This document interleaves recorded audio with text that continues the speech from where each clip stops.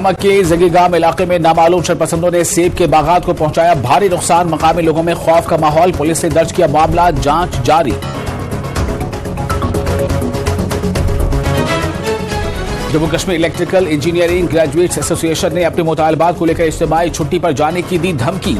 कहा, हमें सड़कों पर निकलने के लिए किया गया मजबूर।